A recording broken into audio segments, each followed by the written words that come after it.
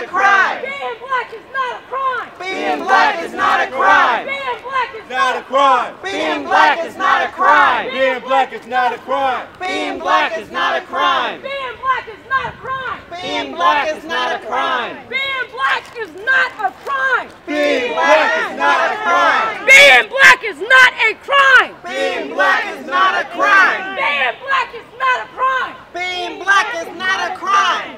Stop killing us. Stop killing us. Stop allowing the police to kill us. Stop allowing the police to Stop kill telling us. them you're afraid of us. Stop telling them you're afraid of You're us. not scared of me.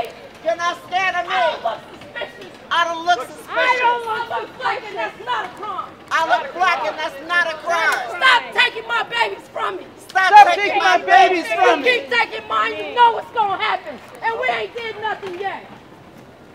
Stop killing us. Stop killing us. This past week in our city, kids got shot on Alberta Street. There were people that looked like the same people in this farmer's market whose day got stopped because they could not get ice cream.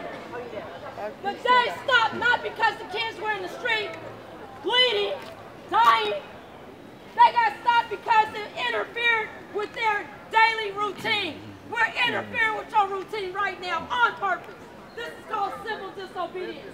We want you to understand that it is not acceptable for people to walk by and to ignore what's happening in this world today. You know we got a problem. Stop acting like it doesn't exist. You know we have a problem. You know we have a problem.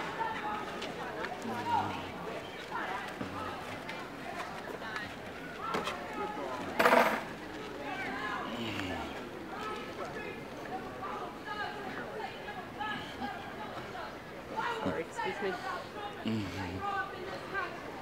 Why would we ignore poverty? Being impoverished is a crime. Like we're supposed to die because we ain't got money? We ain't worth nothing because we ain't got nothing? Seriously, for real? Is that okay with you in America? Is it okay that the United Nations and 177 other countries are investigating us for human rights violations? And we at the fucking market buying fruits and vegetables that a lot of people can't even afford. One of my friends asked me, he said, trust us. He said, people are here buying food today. He said, these are probably poor people. I said, poor people eat frozen vegetables because we cannot afford fresh vegetables. Poor people live in poverty where there's a lot of crime because we can't afford to be safe.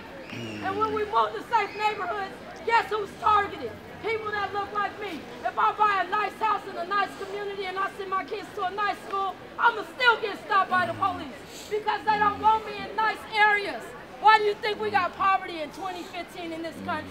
This is supposed to be the land of the free and the home of the brave. How do we have poverty? How do we have 43% of our children not graduating from high school in this state right here, and we're at a university for higher learning? How do we not even think that if you're not educated and you are poor, that you will die? And that we allow because we don't speak out about it. We got to call our legislators. We got to stop being accepted to saying that people are bad. People are not bad, our policies are. Our legislative action is bad because it doesn't fulfill the American promise for all of us. That's the truth. And I think we all know that. Teresa, could we honor this other event for just a moment, and then I'd love for you guys to resume? Honor what it is.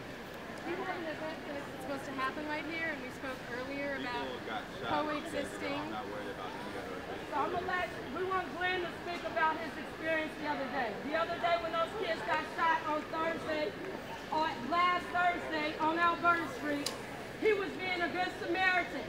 He was trying to administer aid to kids that were in the street fighting for their lives. There were other people there doing the same thing. But when he stood up as a black man to assist somebody that was dying in the street, which they always say, why don't y'all take care of your own? When he stood up to take care of his own, he was almost killed by the Portland police. Now he has charges. We need the community to say, you know what, we're going to charge you. Drop those charges right now. So I was charged with disorderly conduct, but really the only disorderly conduct was the police. They inflamed the situation. me and my friend Marcus Cooper. Marcus was actually the one who dragged the kid into the restaurant, and we attended to his wounds. Later, we were treated like criminals. After we left, the police surrounded us with stun guns. I don't know what else to say because the kid that shot the kid randomly, he said that he shot because somebody eyed him. The media labeled that as a gang shooting. Every time there's a shooting in Portland, they label it a gang shooting. Not everything's always a gang shooting. We need to reach these kids.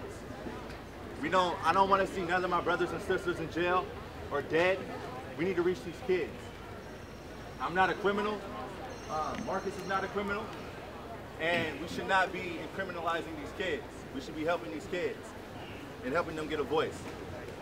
So what I'm calling for is for people to outreach these kids and get them on the right track. They don't need to see prison, and they don't need to be dead. They don't need to be shot dead in the street. And my court date is June 11th in Multnomah County. And I ask for you guys to come out and support me because we're innocent. How are the kids right now? All I know is the one we attended to, I believe he was shot in the arm and bullet grazed into his stomach. He's alive. They're all alive. I don't want to speak too much on my case because it's an open case and I'm saving that for court. But if anyone has any questions. How's your legal defense fund going? I actually haven't even talked to anyone about that yet, but I plan on talking to them about that today. So, on behalf of some of the people in Portland, I present you and Marcus with a couple of change. Thank you. Also,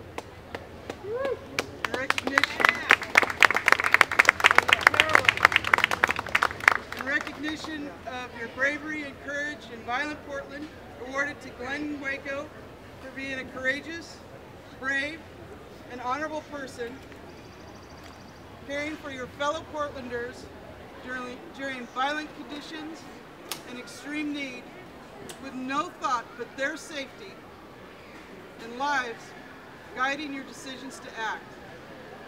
We are a better people, a better community, and a better Portland because of you. Thank you for your continued leadership.